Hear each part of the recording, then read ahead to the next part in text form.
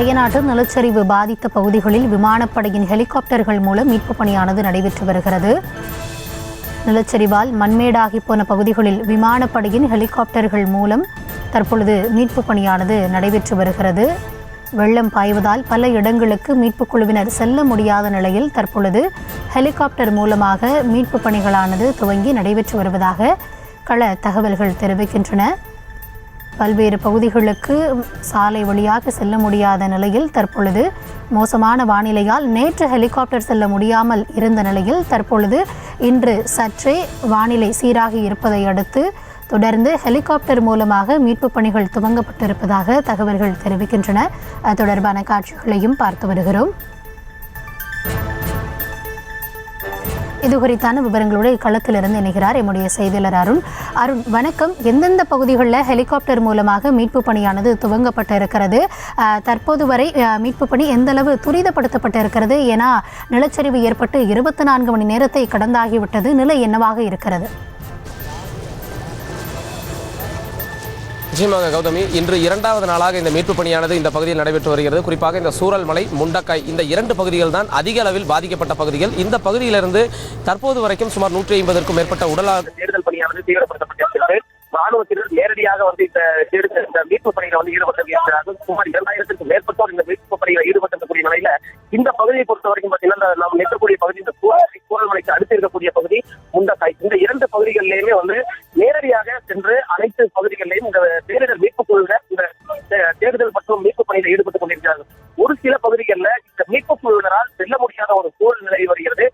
ஏற்கனவே இன்று காலை வரைக்கும் அதிக அளவிலான மழைப்பொழிவு இருந்த நிலையில சுமார் ஒரு 2-3 மணி நேரமாக மழைப்பொழிவானது சற்றே குறைந்திருந்தது. இந்த நிலையில தான் மீட்பு பணியானது நடைபெற்ற நிலையில தற்பொழுது மீண்டும் மழை பெய்ய துவங்கி இருக்கிறது. ஏற்கனவே இந்த மாவட்டத்திற்கு ரெட் அலர்ட் என்பது இன்றைய தினம் விடுக்கப்பட்டிருக்கிறது.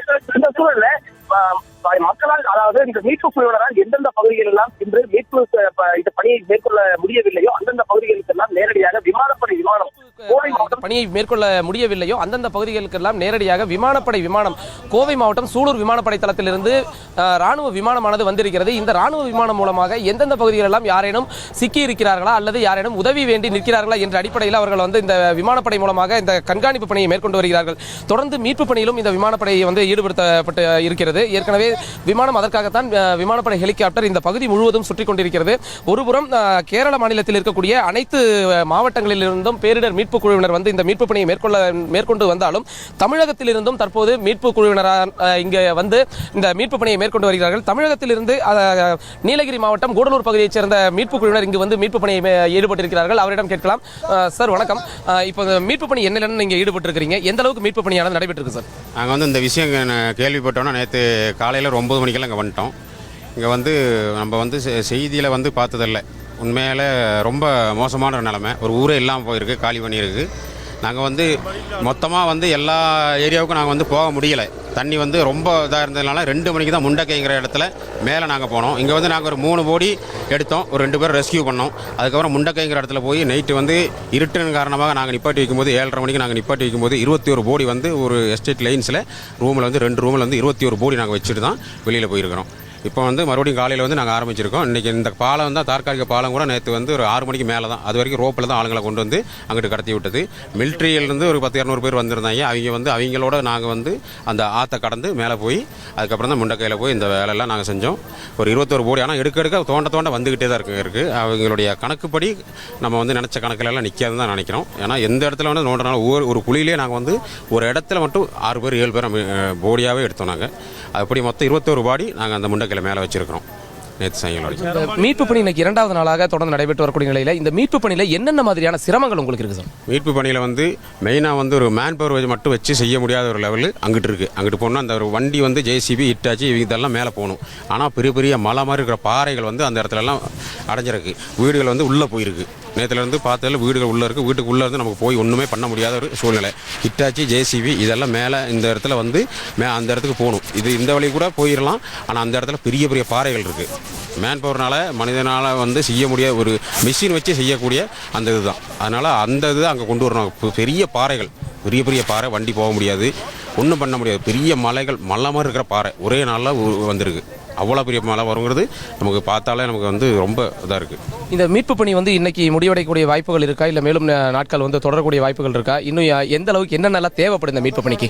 கண்டிப்பாக மீட்பு பணி இன்னைக்கும் இல்லை, ஒரு வாரம் தேடினா கூட சேருக்கு அடியில் உள்ளது நிறைய பேர் இருக்கிறாங்க. அதுவும் வந்து நமக்கு வந்து ஒரு 100% ஆளுங்களே மீட்டு எடுக்கலாங்கிறது நம்பிக்கை இல்லை. ஒரு 60% ஆளுங்க தான் கிடைக்கும்னு நினைக்கிறேன். ஏன்னா அந்தளவுக்கு உள்ளே போயிருக்காங்க எல்லாம். இங்கேருந்து 30-40 கிலோமீட்டர் அங்கிட்டு நிலம்பூர், கேரளா பக்கம் நிலம்பூர், மலப்புரம் டிஸ்ட்ரிக்டில் வந்து 30 கோடி பக்கம் அங்கேருந்து எடுத்திருக்காங்கும்போது அதுலேயே தண்ணி எந்த அளவுக்கு வந்திருக்குங்கிறது யோசிச்சாவே தெரியும். 40 கிலோமீட்டர் அங்கிட்டு கீழே போய் அந்த நிலம்பூரில் இருக்குது. மீட்பு பணிங்கிறது ஒரு 60% ஆளை தான் கிடைக்கிறதுக்கு வாய்ப்பு உண்டு.